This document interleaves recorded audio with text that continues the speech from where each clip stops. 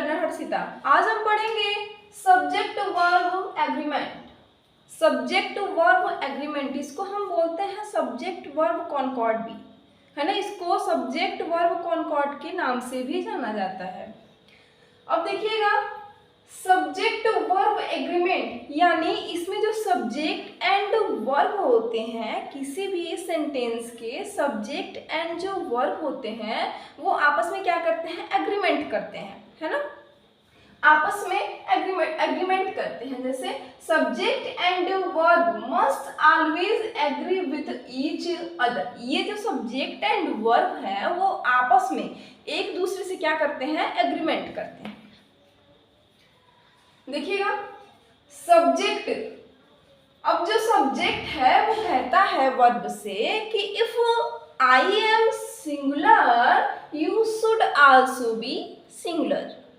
जो सब्जेक्ट है वो वर्ब से कहता है कि यदि मैं सिंगुलर हूं तो तुम्हें भी क्या होना पड़ेगा, सिंगुलर होना पड़ेगा। और कहता है कि if I were plural you should also be plural. अगर सेंटेंस में सब्जेक्ट सिंगुलर है तो, एंड नेक्स्ट है ही प्लेज। अब हम आपको बता रहे हैं कि किसी भी सेंटेंस में अगर सब्जेक्ट सिंगुलर है तो वर्ब भी क्या होगा, सिंगुलर होगा। अगर सब्जेक्ट प्लूरल है तो वर्ब भी क्या होगा, प्लूरल होगा। अब आप लोग ये पढ़ते आ रहे होंगे स्टार्टिंग से ही कि जैसे कि किसी भी वर्ड में यस या यस ऐड करते हैं तो वो हो जाता है प्लूरल, है ना। आप लोग तो स्टार्टिंग से ही पढ़ते आ रहे हो कि किसी भी वर्ड में यस या ईएस ऐड करते हैं तो वो क्या हो जाता है, प्लूरल हो जाता है। लेकिन आप तो अभी ये बता रही हैं कि ये क्या है, सब्जेक्ट सिंगुलर है तो इसका वर्ब भी सिंगुलर होगा। लेकिन इसमें तो यस ऐड है, तो किसी भी वर्ड में एस ऐड होता है तो क्या हो जाता है, वो प्लूरल हो जाता है। लेकिन देखिएगा, अगर किसी नाउन में यस या ईएस ऐड करते हैं तो वो बन जाता है प्लूरल।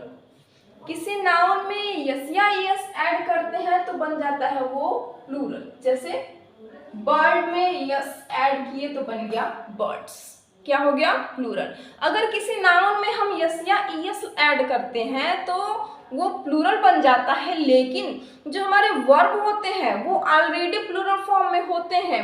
जैसे ही हम उसमें यस या ईएस ऐड करते हैं वो किस में चेंज हो जाता है, सिंगुलर में, है ना। अगर किसी नाउन में यस या ईएस ऐड करते हैं तो प्लूरल हो जाता है।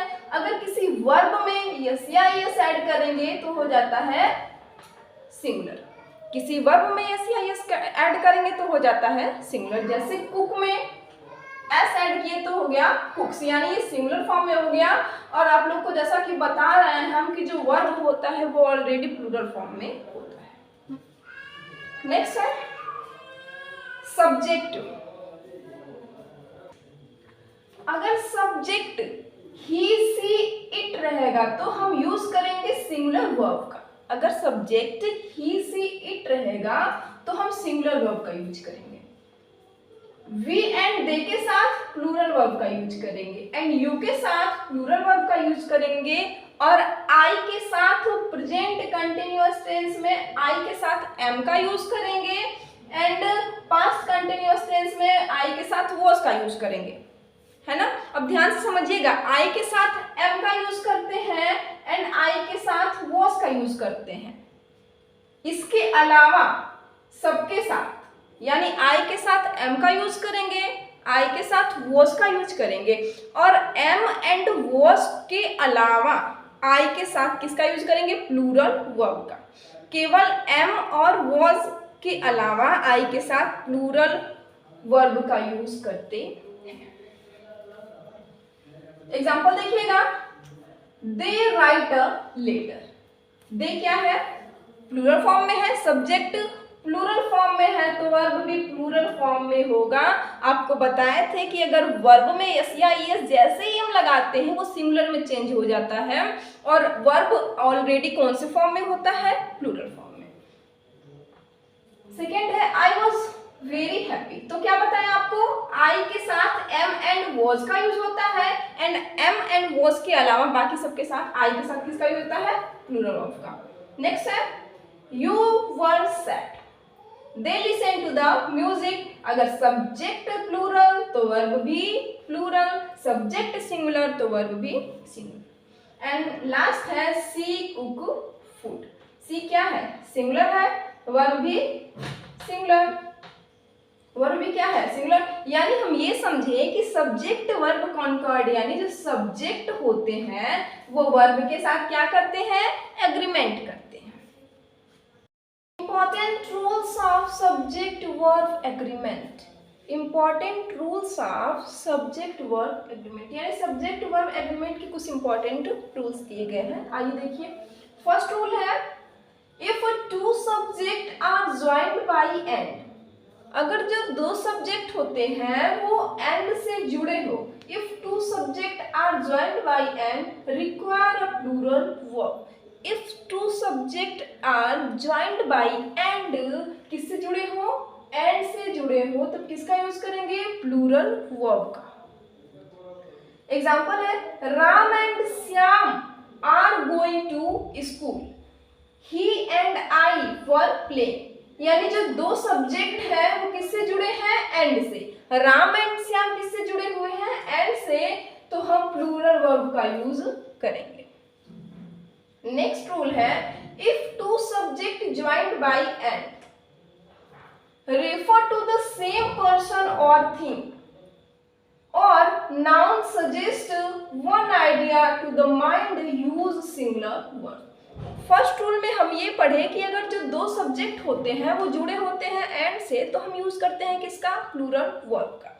लेकिन अगर दो सब्जेक्ट एंड से जुड़े हो और same person and same things को रेफर करें, तो हम सिंगुलर वर्ब का यूज करते हैं। जैसे the horse and carriage is at the door. Horse से ही तो रिलेटेड है कैरेज, एक दूसरे से क्या है, जुड़े हुए हैं। एंड सेकेंड है bread and butter is my favourite breakfast. Bread के ऊपर तो बटर लगा के आप खाओगे या फिर दोनों को अलग करके, नहीं ना, तो दोनों क्या है, एक दूसरे से जुड़े हुए। एंड लास्ट है idli and sambar is my favourite dish. Idli and sambar, यानी ऐसा तो हो नहीं सकता कि इडली आप अभी खाओ और सांभर को 2 घंटे बाद रख दो खाने के लिए, है तो साथ में ही खाते हैं ना, ऐसा तो है नहीं कि नहीं अलग अलग खाएंगे। तो जब सेम थिंग्स की बात आए या फिर सेम पर्सन को रेफर करे क्या, दो सब्जेक्ट, तब किसका यूज करते हैं, सिंगुलर वर्ब का यूज करते हैं। एंड नेक्स्ट है इफ टू और मोर सिंगुलर सब्जेक्ट कनेक्टेड बाय और nor either or neither nor require a singular verb। यदि दो